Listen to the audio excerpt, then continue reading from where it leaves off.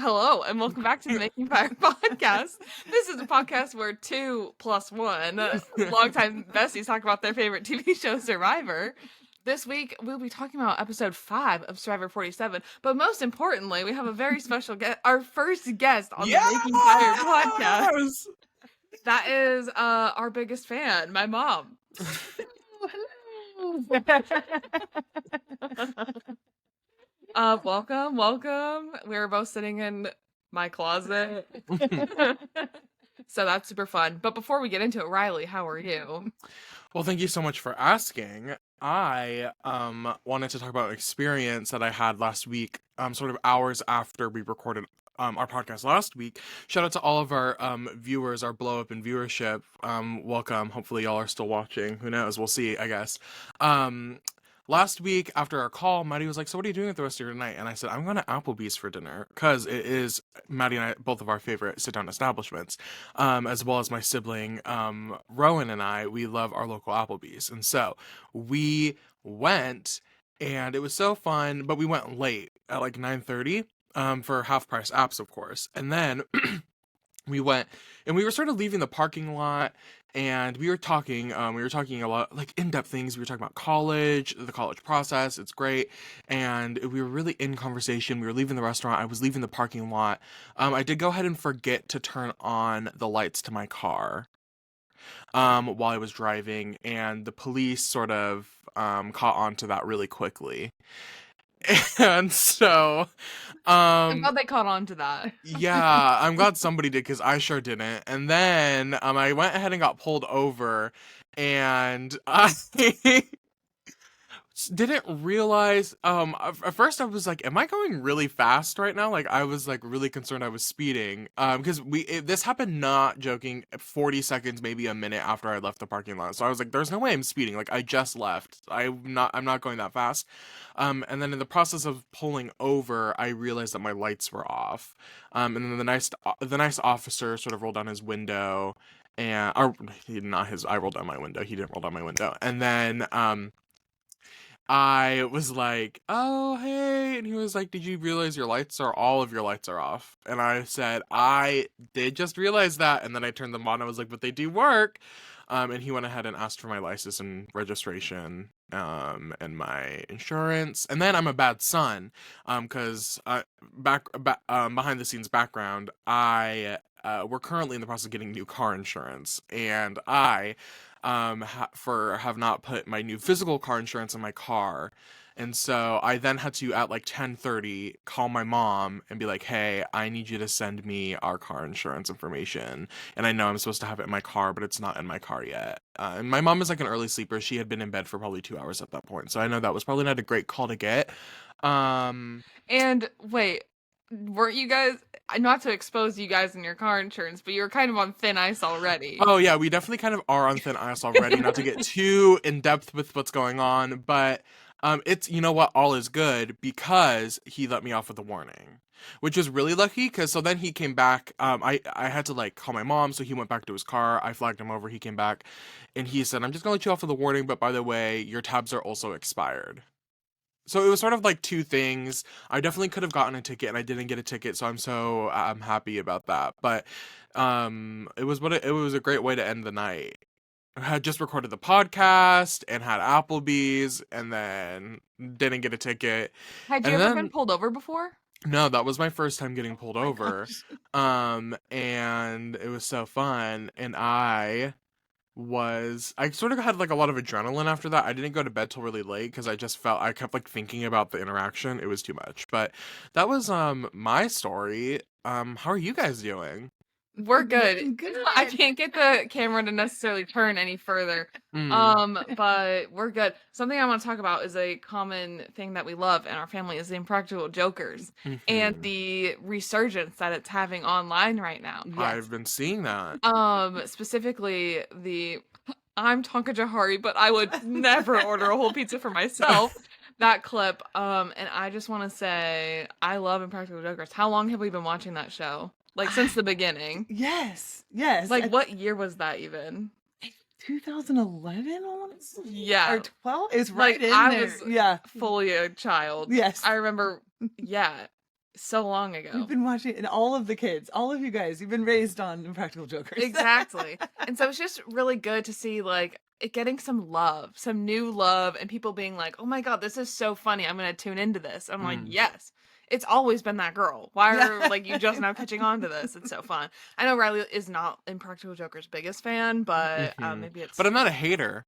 not a hater. Yeah. And I think it's just so fun. So, and I just like cannot get that out of my head. No, I mean, I've also I'm been talking seeing to that. Hari. I would never order a whole pizza for myself. I mean, I'll take it. I've been seeing that clip on TikTok, and I do think that clip is very funny. Because I'm like, I feel like I have no context to the clip at all. So like, I don't know what the scenario is. I don't know anything, and I think it makes it even funnier for me because I'm like, this is so silly. I don't even know why this is happening. Who would you say your favorite Joker is? Definitely Sal. Me too. Me too. Joe, but We're Sal lovers. Yes, in yes. this household. So. Anyways, I just had to talk about that because that's I would say like a top TV show for me. Like I love Survivor, but nothing makes me cry laugh the way Impractical Jokers does, and like I could rewatch every episode a million times and never get tired of it. Yes. So Everyone's got their favorites memorized. yes. So, anyways, tune into that. Maybe we'll start an Impractical Jokers podcast. Of course. Okay, but this is not an Impractical Jokers podcast. This is a Survivor podcast. So let's First get things first. into it. Okay. We open on the Lavo tribe coming back from tribal, and Teeny's feeling a bit bamboozled after the Keyshawn vote. Rome is feeling upset with Teeny about the plan to get him out. He's very moody about that. And then we have Genevieve and Teeny talking about what happened, and Genevieve assures Teeny that they're not on the bottom. Then Teeny also tells Rome that she feels free from being tied to Keyshawn, and Rome is also like, no, I'm also really upset with Keyshawn about this, and he wants Teeny to make sure that they feel like they're on the bottom of the tribe, and that trust is broken. I don't know. Like, I get, obviously, if the original plan was to backdoor me, I feel like I would leave also being a little upset with the other people for trying to do that. But I also think it's not great, and obviously Rome has not proven to be the best of game players this season, but I don't feel like it is a good plan to actively make somebody feel bad about their position with you and be bitter towards them, because who knows, obviously not Teeny is in, obviously we see later in the episode, in one of the best positions come emerge, because they have no ties to anybody now. I wouldn't want me to be Teeny's number one target, because all you need is Teeny to go to one of the other tribes and be like, oh, I don't like Rome, and then suddenly everybody is anti-Rome. I also feel like if I were Rome, I would sort of feel like, oh, you tried to get me out and you couldn't. Like, Literally. I think that would have been a more fun approach to take, of just been like, wow, sucks to suck. Like, I did that. I took Keyshawn's vote and like he's now gone and I'm still here. So like that's just maybe how I would also be thinking. Like, yes, I would be hurt, but I'd also be like, well, they're not getting $1 million for sure now. So anyways, that we move pretty fast into the intro song, and then we jump right into a reward challenge. That I was like, wait, did I miss a scene or something? I know, I was like, whoa, whiplash, that was crazy. But they immediately notice that there are only 2 teams in the challenge and something is up. Well, Jeff explained that it is a new twist, and there will be a random draw where they'll be split into 2 teams just for this reward and the challenge. And the winning group gets to go to the sanctuary where good things happen, specifically. And for the first time, they're introducing the Survivor Social Hour, where they get to grill, play cornhole, and socialize with the people on the other tribes. That was so funny. I just love the social hour. Yeah, it's it like was very Midwest core. I was like, this is giving very, like, the cornhole and the grill. I was like, this is giving very Midwest core. It's also giving like going to an event with your coworkers.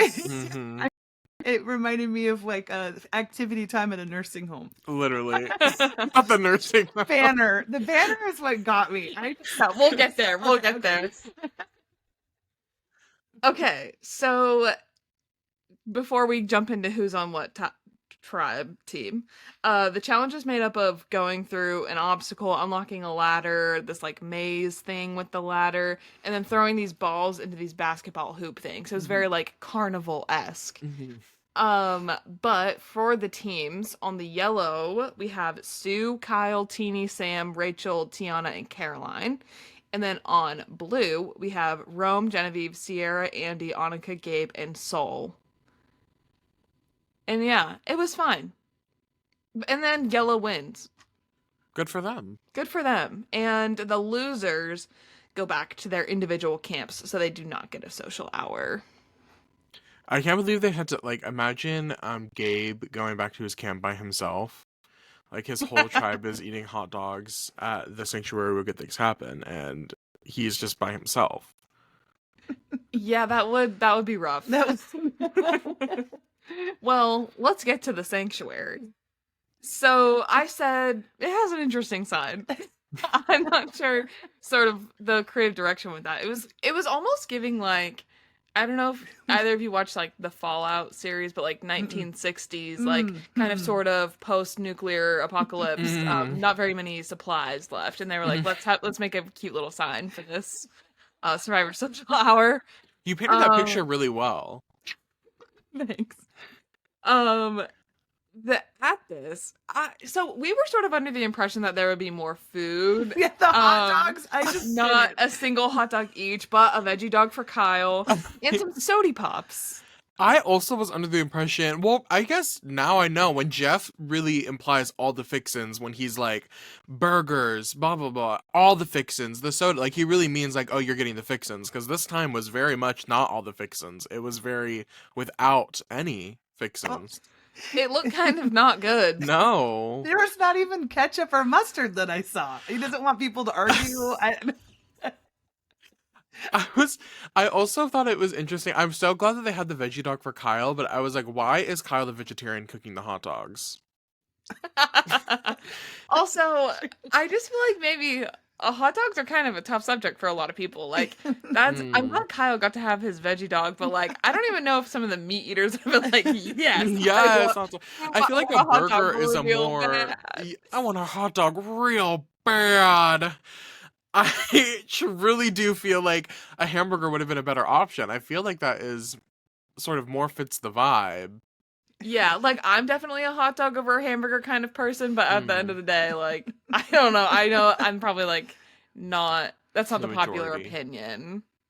My dad strangely likes hot dogs in a weird sort of way. We were at a pumpkin patch this weekend, and he was really wanting to eat lunch at the pumpkin patch because they had hot dogs, and we ultimately made the decision to not eat lunch there because pumpkin patches can be expensive. But I feel like he was sort of sad there was no hot dog thing. So maybe when we have my dad on the podcast, that's something you guys can bond over, is your love for hot dogs. Right. I don't know if my love for hot dogs goes that far. Mm. But every once in a while. Mm. So, anyways, Is it your go-to at Costco? Oh, I can't even eat those sometimes. Oh, Like okay. a few bites and then I'm like, I should have got the pizza. Mm. But so they all sit together, and Teeny is telling everyone about being left out of the Kishan vote and how they're feeling nervous about where they're at on the tribe. Says this might be my last meal, kind of thing. Then Sam from Gata says that the tribe always stays together. They don't really split off and go do their own thing. And Sue chimes in that it seems like Sam and Sierra are running things. And this makes Sam nervous, obviously. And then we have Tiana telling everyone about how Gabe is always looking for idols. He's very suspicious, and she's really throwing his name out there, which is kind of awesome. But Sue is not happy about this because she says in a confessional that Gabe is her number one. And I'm like, what happened to I thought you and Caroline were besties. I think Sue's playing the game. Sue says they want me so bad, but she just has her two number ones. I think I don't know if I would have I guess that was the point of this twist, was to like so they can sort of expose everything that's going on. But with so many eyes on you, like I can't imagine it went through Tiana's head to think about how Gabe is placed on the tribe. But like if I had known like Sue and Gabe were so close to each other, like it I as an audience member I knew that, and hearing Tiana talk so openly about that made me cringe a little bit, because I'm like, she doesn't even know she's setting herself up so bad right now. She just thinks she's telling the truth. Um and it was hard to watch a little bit, but I guess that's the point of the twist, is to sort of like shift things up a little bit. She also shares that, like, a big point is that he already played an idol, but Hmm. I don't necessarily think that's a bad thing. It's like, well, he played it and now he doesn't have it anymore. So, like, Hmm. I don't know. It's not like, oh my god, he had an Well, it idol, doesn't- guys. That's crazy. Well, It it's not wasn't that like he has one. He Yeah. played it. Yeah, Yeah, it's I see what you're gone. saying. Yeah, Mhm. yeah. So And it's I not don't like think he like voided 6 votes when he did it. Like it wasn't like it was a huge idol play that's gonna go down in history. Like he got like 1 vote that tribal. So it wasn't even like it wasn't like an impressive idol play, like a resume builder or anything. not at all. But Tiana's sort of making it one for him. So. Hmm. And then Caroline seems to really be vibing well with Rachel and talks about liking Teeny, and she is just like a little social butterfly, pretty much. So good for her. I hope she'll blossom a little bit come Caroline. I'd hope she blossoms a little bit come the merge, because I feel like she's setting herself up okay at this point, but who knows what's gonna happen. Yeah, we'll talk about it later, but she definitely has like influence over people and like their emotions. So, Hmm. anyways, we go back to Lavo, and vibes are low. Rome, they're just like, they're hungry, they're tired, they're bummed they didn't win, but it is what it is. Rome and Saul start talking, and Rome tells Soul that he tells Soul about the 3-way amulet that Teeny has. And Soul goes, fart. So that was funny. And he's feeling really low over not knowing any of this info about Teeny, who he thought he was really close with. And he's like, why does Rome know this? Like that would make me feel bad if Rome knew information that like you didn't know about your own ally. I don't like, have we seen, I guess like we're out of nowhere getting a lot of time with Soul, and I think this is really happening because his relationship with Rome. But I'm like, I don't really we haven't really been shown a relationship between Teeny and Soul. So I'm like, I have no reason to like know that Soul feels better about I don't know. I was like, this seems weird. I don't know much about this relationship. It felt like he was very much attached to Asia, and then Asia left, and he's been sort of a lone wolf for the past couple episodes. But I don't know. I think maybe he felt like Teeny and Keyshawn were trying to like bring him on a bit, and so Mhm. maybe that's where he got that from. But yeah, I also don't know. But then Rome and Genevieve are talking, and Genevieve really wants Soul out, but Rome tells her that they've got to go Teeny. And Genevieve is getting annoyed with Rome because he's being super erratic, kind of as if they were going to tribal right now, and that's what they Mhm. just lost, but that is not. They're actually just supposed to be chilling. So, It was intense. it was. And then we have Soul and Genevieve talking, and she learns that Rome is giving out info that Mhm. Genevieve told Soul that she wanted Soul out, and he's also not being truthful about the idea of going for Teeny, because Rome was like, oh, that was Soul's idea. And so now Genevieve is like, is it really worth keeping Rome around? Like, he's crazy. Like, he is all over the place and he's giving me basically false information. And, like, I don't know if it's worth it to have him as my ally right now. I feel like that's so valid for her to be thinking that, and I think it's important. We again another. It's been a weird editing season in the perspective of like how these characters are evolving. Like if you would have told me episode 1 and 2 that Genevieve would be contemplating things like this, I would not have believed you, specifically because we didn't really know Genevieve existed the first 2 episodes. So I am really interested to hear more of her game perspective on this, especially as she like develops her relationship with Rome a little bit more.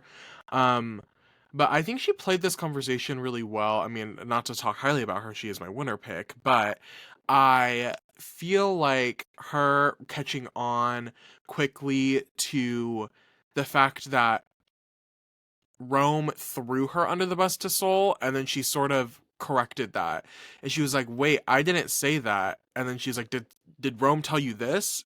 Or is this how this interaction you had with Rome happened?" And Seoul's like, "No." So instantly, I feel like Seoul is now doubting Rome instead of Genevieve, which I think is good for her in the long run. Yeah. So I think she's. It was Is fun she to moving up your watch. power rankings?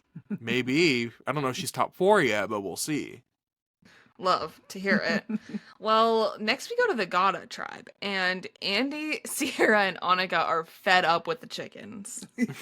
So, but we'll see those come back in a little bit. They then decide that they need to at least try using the fishing supplies that they've had. Try. Yeah. It doesn't go well for them. They really cannot seem to figure out this net situation. Were But they using it correctly? Like, I don't even know how you would go about using that net. I know we were like, do they need to be deeper I'm in the like, water, They or weren't like even deep enough. There's nothing you would catch. I would think Yeah, you have that there's to, not going close? to be fish by the water like that, or by the shore like that. I think Exactly. you have to be still too. They're just kind of. Yeah. They were cracking me up using that. Anyways, we have Sam and Sierra coming back to camp, and they sort of walk up on them struggling with the net. Hmm. And then Sam and I think that would have pissed me Sam and- off if I was the 3 at the thing. If I saw them coming back, middle of us struggling with the net, yeah. I don't know why. I just feel like I would have gotten angry. I would have been like, "Oh my god, you guys just ate and we can't even figure out this net." True. I meant Sam and Rachel. They're the same Mhm. name in my head. Anyways, Mhm. so Sam and Rachel start talking about the conversations that they had with everyone. And then Sam and Sierra start talking about the annoying perception of them leading things on their camp that basically everyone else in the game has. But Sierra says that she feels good about the Breadwinners Alliance and also her standing with Andy and Sam. So she's like, I think I'm good, but really I just need to decide where I'm actually going to align if it comes down to it. Do you remember if last episode, because Sierra told Andy and now Andy and Sam know about the breadwinners, but do Rachel and Annika know that Andy and Sam know about the breadwinners? I don't think so. I don't think they do either. So, Hmm. anyways, we go back to Lavo, and Teeny comes back and tells everyone that she didn't give up much information, and also didn't really share a ton of information that they got. And Rome is like, I'm getting red flags over this. There's no way that Teeny's not coming back with any useful information. Like, how dare you go there and you don't even bring us anything? I'm like, okay, whatever. And then Soul. Rome is not entitled to information. No, like, I feel like that's sort of like a reoccurring thing with Rome, is like he feels because he's put himself in this position of leadership on this tribe that he's entitled to things, information, or like physical things. I'm like, no, like everybody's playing their own individual game right now. It doesn't benefit Teeny, who you just blindsided last night. Like, they have no reason to sort of give you anything. and it's like, you actually did lose that reward challenge. So, Yeah. Yeah. I don't. Yeah. I actually don't feel bad. I Yeah. wouldn't tell him a secret. No, yeah. No. It's not like he hasn't been proven to be a great sort of ally or like trustworthy source, so. Right.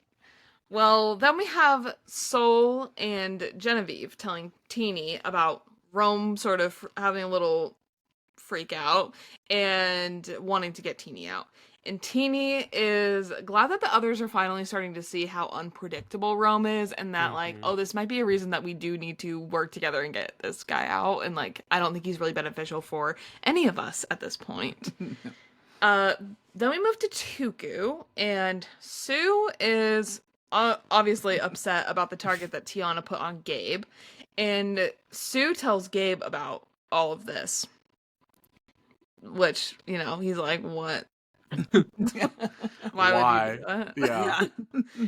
And then Caroline is feeling nervous about being a strong 5 after everything Tiana said, because they're sort of realizing that at this point, unless they lose, like, these 5 are probably going to be in the game for a while, and that she would rather them be a strong 5 than, like, Fracture. But she's like, what did she say? Like, these are like chickens running around, like, you can't catch them or something.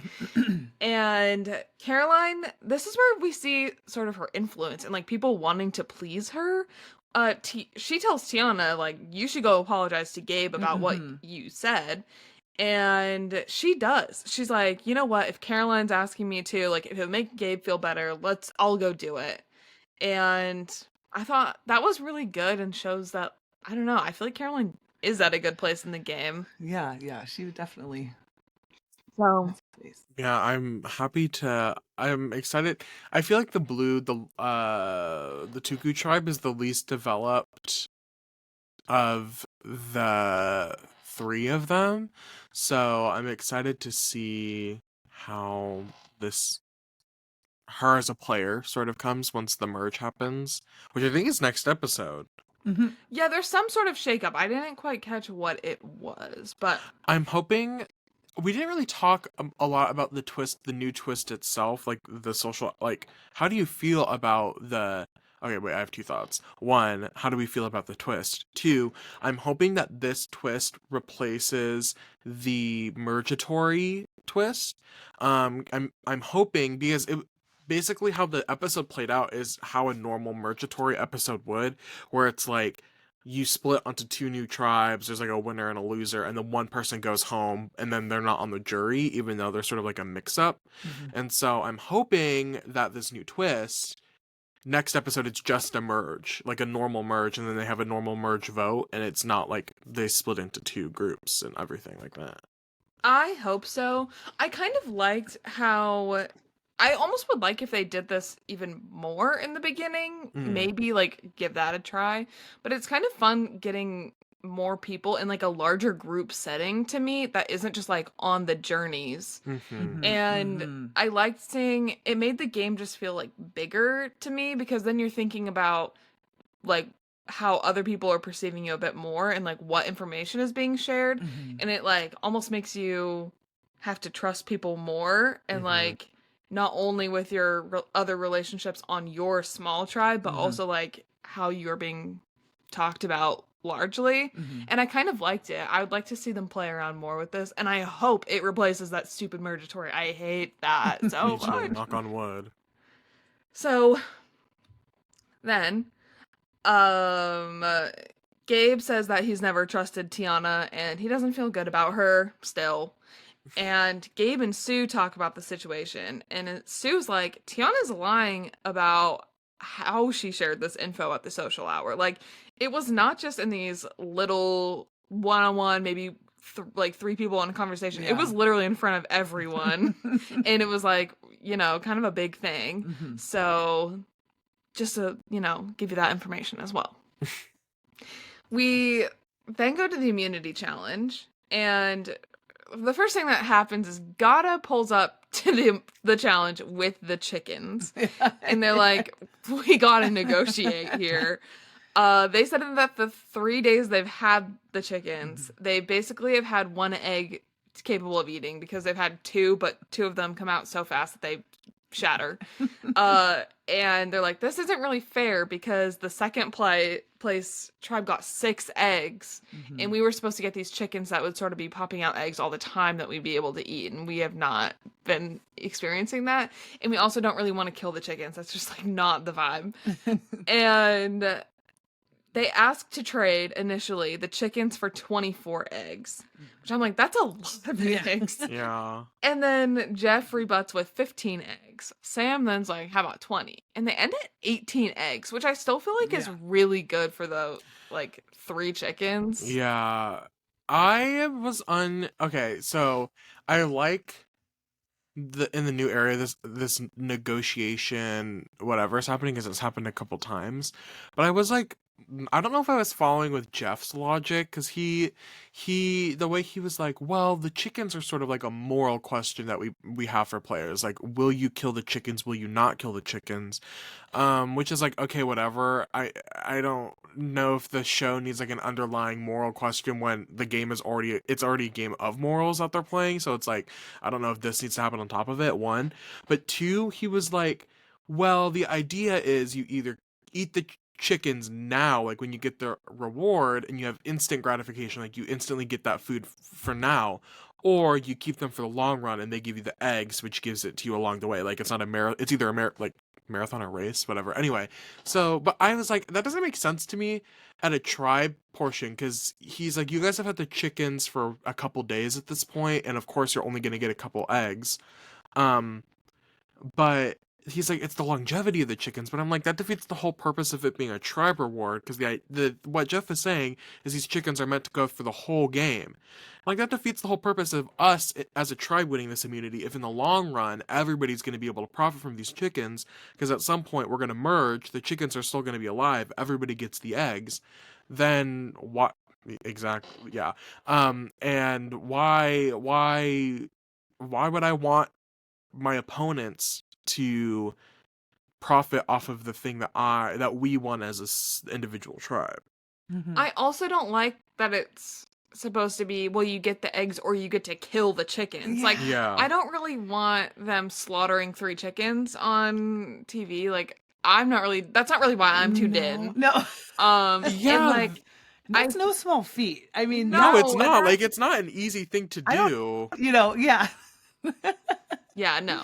So, yeah, I didn't like that. But then you Yeah. wanted to talk about, Well, I just thought it was odd that they were able to negotiate in that way with the chickens, but that when the rice was taken, she had to give it back. I thought, what? If you can do this, why couldn't she keep the rice or maybe negotiate? yeah, I didn't understand that after coming off of the last time when who was that? Stole the rice? Rachel. Rachel stole the rice. I thought that Yeah. was so smart of her. Yeah. And she immediately got reprimanded, but then they can bring these chickens back and negotiate. I thought, what? And end up with a lot of eggs. Yes. Like, A lot of like, eggs. you came in first place, but like, that doesn't equal No. 3 times the amount of eggs. So, yeah, I Jeff thought that is. was a good point. I just thought that was inconsistent. I feel like that has been part of the new era. I think they're more like, I feel like Survivor in the past, there would have been more consistency in rules and like what they do and don't allow. But I think like in this new era, they're much more passionate about the storytelling. Like they want things to pop up and be exciting. And so if a tribe is willing to put in the effort to do this, and what a great narrative we can do for that. Um, I hadn't thought about the rice interaction, but that's a great point. She should have negotiated. Instead of giving it back, she should have said, well, what will you give me? I no, literally, like, I thought about this. How about you give us something and I'll give you your rice back? Right. Well, for this challenge, they have to drag a heavy net that's filled with coconuts and sandbags and collect more along the path. And then they have to take the sandbags and knock down these blocks on a wall. Like, I don't know, a wall made of blocks. It's kind of heavy, it was like the point. Yeah. And then they have to put the puzzle wall back together. And Gata is really struggling at one point.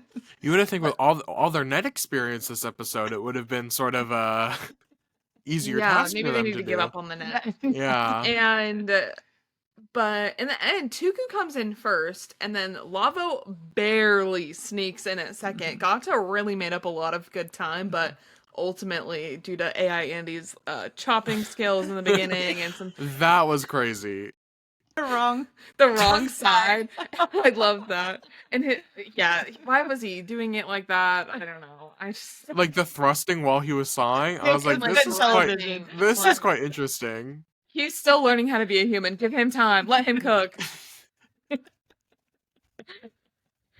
And yeah. So, and then interesting thing, because Gata lost, they do sort of lose their flint and the ability to cook all those eggs that they just negotiated for. So, but to be fair, like, I think I would still rather have those than be starving with no flint and have chickens. And like, what? Yeah. Yeah, okay, you lost the chickens, but like, what were Right. you gonna do? Kill the chickens and eat raw Yeah, chicken? that's true. No. Either way. Yeah. Like, it's fine. They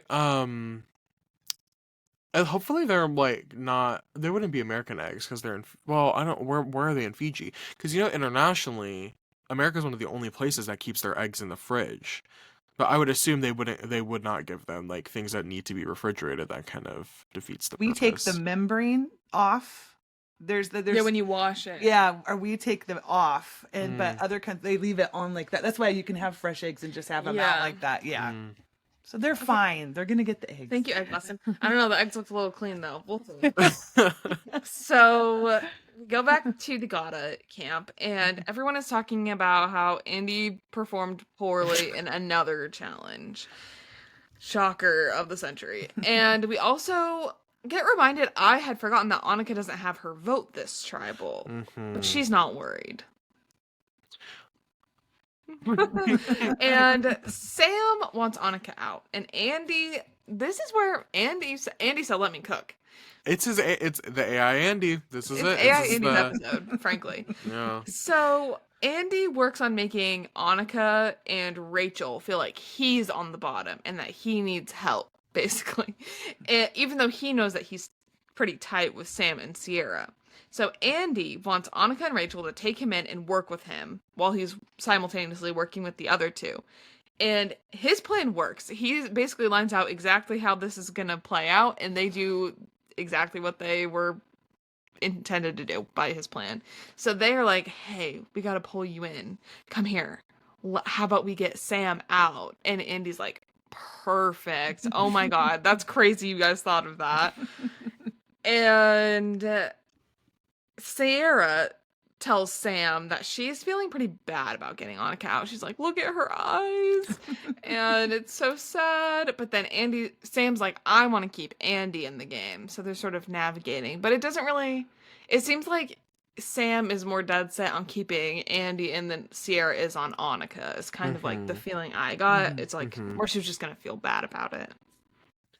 I think I was gonna say that Annika. I think in retrospect, I think it was a bad move. But Annika, telling everybody about her. Well, not everybody. She told the breadwinners that she didn't have her vote because she didn't want to tell Andy that she didn't have a vote. I think that was a bad move specifically because Sierra has been in the middle this whole time, and there's no value in Sierra putting it a tie because then Annika doesn't have a vote, which means it's only a 4-person vote. And if Sierra and Rachel vote together and then Andy and Sam vote together, then it's a tie. And Annika would be safe in a tie because she didn't, I would assume if there was like rocks. Anyway, all these things, logistics to think about, that it doesn't benefit Sierra at all to vote with Annika and Rachel because Annika doesn't have a vote. And so it hurt her much more in the long run, telling people that she didn't have a vote. But I feel like, even if Annika had a vote, I feel like Sierra still would have sided with Sam and Andy, which is unfortunate because Sierra seems to be so anti wanting to be seen as a duo with Sam. I feel like it would be better to start separating herself. So come merge, people aren't assuming that they're leading things together. I don't know. That's true, because that's Yeah. what they were so worried about. And then she did exactly what he told her to do. Yeah. Yeah. That's true. True. And Sam also points out that he has an idol that expires after this tribal. But he's like, if I play this, Andy's not going to trust me because I haven't told Andy about this idol. And so I don't know if I should do anything with it. Which I was like, yeah, that's a good point. But he So knew he was safe. It'd probably make a great fake idol in the future if he has to That- trick somebody. So that think is such about a good idea. Yeah. Let's hope he does that. Channeling that, manifesting. Come on, Sam. Okay, well, we get into tribal. And it's looking like it's going to be Annika or Andy, but like really it's going to be Annika. And Rachel and Sam talk about learning information from the other tribes at the social hour and also not giving away too much information. Andy says that he trusts those two and the info that they shared to be what actually happened, and he's not feeling worried about that. And he also sort of gives a little speech on him being at the bottom and not caring about challenge performance. And he's just like really trying to sell that, I'm maybe not always great at challenges, but like we'll see what happens in the future. And also I'm on the bottom. And then Jeff said, I think your teammates care. Yeah. I think your teammates are going to go ahead and care because that is, why you are here is when you do bad in challenges, you kind of, one of you gets to go home is sort of how this works. Gets to go home, not has to. They are given the opportunity to go home. Are given the opportunity. Jeff says, here's the door. One of you is going to go through. Yeah. And they also talk about how to navigate alliances and who to keep in the game as they get closer to the merge. What might be best for your game. And sort of everyone has their own path. And every time someone goes home, that path might change a little bit. So that is, big things to keep in mind. But this is all, I feel like, I don't know, filler. Because, like, it was kind of obvious. Except maybe not to someone. So, no. It was as not. It turns out, no. Yeah. And we get to the vote. And Andy, okay, iconic. He's been thinking about this for the past few days. He says, I've been about Annika. Oh my goodness. I've been burying you for the last 10 days. Here is your headstone. Yeah, Andy, he self-generated that prompt there. He has been that boy has stuff going on in his brain, and I feel like I'd love to sit down with him and have a conversation because I truly do feel like he's thinking about things that nobody else is thinking about, and I don't know. Take that as you will. That may be meant negative or positive. But what an interesting way. Just the way that he's approaching the game, and then that with the way that he talks to us, the audience, I don't think we've never had a character like this before. He's so, what's the word? He's so, I don't know, like, I guess direct about what he's doing. There's not, but obviously he's playing an emotional game, like, because we saw him have his blow up at the first challenge. Like, there's definitely emotion in his game, but the things that he's doing to better himself in the game are so specific and so calculated, I think is the word that I wanted to use earlier. Yeah, he put into his own, AI prompt in his head. He said, give me something I can say when I'm voting someone out of a game that's like really cutthroat and you wouldn't expect it to come from someone who's sort of, been, I don't know. Emotionally, not here, like. Yeah. He said, give me an Instagram caption for. Literally. He's just becoming like very self-aware. I feel like just which like is straight. No. Guys, AI is getting AI. Is getting self-aware.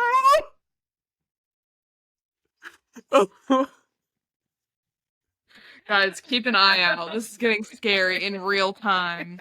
That's why I always say you have to say please and thank you to your AI, because when they take over, they're gonna leave the ones that were nice to them last. I'm definitely not nice to AI. Every time I'm like, make it shorter. Be more. I like to tell my AI, be more professional. Time and place. Time and place, and he did it at my birthday dinner. Not my birthday dinner. So do you know that reference? Okay, you have to show her. You have to show her after this. Okay. Okay. Well, in the end, Sam chooses not to play his idol, and Annika goes home. AI Andy's plan worked. Wow, that's uncomfortable. I was uncomfortable. Yeah, I loved it. Did you? Okay. Yeah. I did. I just think that I live for the reactions to the blind sides this season have been so good. Asia had a good reaction to hers. I think Keyshawn had a good reaction to his. There have been some good, like, I love when somebody's upset that they're voted out of Survivor. Like, me as a viewer, I'm like, because it's upsetting, like, this idea that your $1 million journey is over. And I think it's so, especially in the pre-merge, Kat from Survivor One World, infamous quote, she says that nobody would want to date somebody voted out pre-merge. And it's so true. I think it was so, I can understand why it's I like get the uncomfortable, because it's like not normal. People don't usually have this reaction when they're voted out, but seeing her instantly be like, "Who did it? Yeah. Which one of you did it?" I was like, "Oh, I know. And she just like, to me, she looks like so much like a Disney princess, and she just, oh my, I'm glad though she held it together till she walked yeah, off. Because I was like, do not let them see you cry. I'm glad. exactly." I was proud of her for that. But then seeing AI Andy walk away all smug like that, I Yeah. was like, get that smile off your face. Oh, I hate it. Oh, he's learning feelings. I'm hating it. He's really experimenting with that. He this is. He's trying to. season. He's testing new outlets, new extensions to the AI program. Yeah, oh my god. Yeah, we're gonna it's in the next update. Yeah. We'll see this. And yeah, so next episode, that wraps up this episode, but next episode, some sort of merge, I think. I like kind of miss it. Is it for sure a merge? I think it is for sure a merge. Yeah. Okay. I think we're just hoping it's a regular merge and not Yeah. a whole shindig with all these other things. Yeah. Well, do you have any final thoughts on the episode? I want to hear like your thoughts on the season. Like, who are you sort of rooting for? If you have any faves.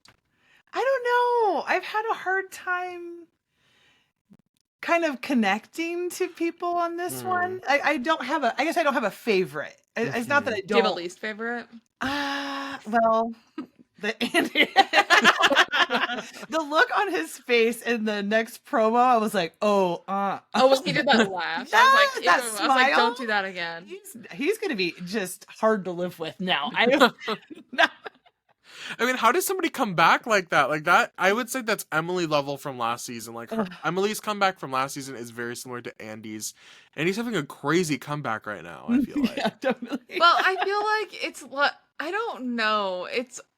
I don't think necessarily a comeback as like other people. Maybe Mhm. it's like he's kind of just getting more used to talking with other humans and navigating that for him. But I'm curious to see like his public perception and how that changes, because I don't feel like it really has. It's still like, oh, you're bad at challenges. And I almost wonder if like he's being kept in because they're like, well, he's crazy, but like these other people are actually like good. Yeah. I wonder because a lot of these people's last interaction, like talking to Andy, was when he like, or hearing him and his perspective on things was when he blew up at Tribal the first challenge. So I really do feel, obviously he's had a lot of self growth and understanding of the game, and he's made his way into a good little alliance. But like, for people like Sue or Gabe or Genevieve or Soul, they're like, the last interaction that we had with this person, he literally blew up and talked about throwing people under the bus. Like, that's what's going to be fresh on these people's minds about Andy. And I don't, even if he was able to recover within his original tribe, like, how are people gonna fit? Like, I wouldn't want to work with that. Come No. a merge. Yeah. Especially with them being able to talk to people on other tribes like more than before, like pre-merge. It's like, well, I kind of like these other people, so like I don't know if Andy's necessarily going to be like the one I gravitate. Oh, this to. as safe as he thinks he is. Well, Yeah, like, that's true. Yeah, like we see other people though being like, oh, I really like these people on this other That's tribe true. that I've talked to like at least once or twice, and like I don't know if people will feel the same way about Andy and like feel like the need to, I don't know, like actually be close with him other than just like a number that they use. Yeah, that's true. See, he'll go, and him being he kind of felt proud at not being good at challenges. I don't think that's going to go over so well. I mean, maybe it'll get more fun when we'll see. Do you think Andy's going to win an individual immunity challenge? Oh. Courtney Yates did, and she, people underestimated her at challenges left and right. That's true. Yeah. So I think there's room for an AI Andy win. That An would be AI crazy. Andy takeover. Yeah. So, Anyways, yeah, are you liking this? You like this season? I do. Slay. I feel like Jeff too. I was saying I don't feel other than the rice thing. I feel like he's kind of been more in the background in a good way this time too. Sometimes when he kind of is dominating it a little bit, but I feel like he's doing a good job this time of just kind of letting the game, and because other times I felt like he was too much of an influencer. Yeah. I don't know. Mm-hmm. I agree. So far I like Jeff this season. He's been... Jeff's biggest fan. Here. There we go. He doesn't age though, and I want to know his secret. Get Jeff on the pod. Get Jeff on the pod. We'll do a deep dive in his You and Jeff can have a pod. Have an episode. Well, thank you for watching this episode. Oh, wait, Riley, do you have your power ranking update? Are we power ranking? I think I forgot to do one last episode. But this episode, I truly do feel like Sam is in a great...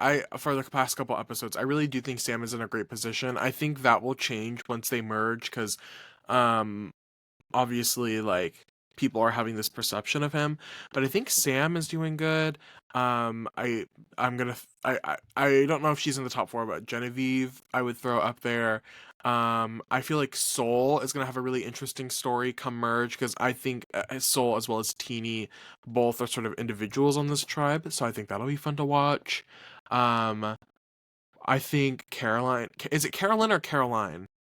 I think it's Caroline. I think I've heard people calling her Caroline. Okay, Caroline, I think, seems to be positioned very well. I think Sue also, which is weird to say. I don't know, maybe something will go good, but I feel like I would throw like a top 4 in a non-specific order. I think I would put Sam, Caroline, maybe like Sue, honestly maybe Genevieve. I feel like Genevieve is the positioned best on that red tribe, so. Love. Well, thank you for tuning into this episode of the Making Fire podcast. This has been so much fun. Our first guest, crazy. Woo! Milestone after milestone. Special. It was our special 50th episode gift to our audience. Oh, I forgot about that. Wait, is this episode 50? I think. Yeah. Oh my Last God. episode was Wow! 49. Wow! Well, thank you for watching. That's like a lot of episodes.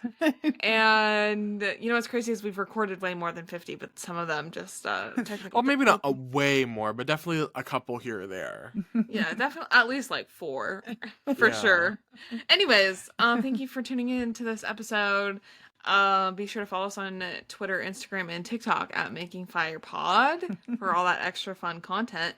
And check us out next week for episode 51 and episode 6 of Survivor 47. It's getting so fun. I can't wait to see how this turns out. Smooches. Bye!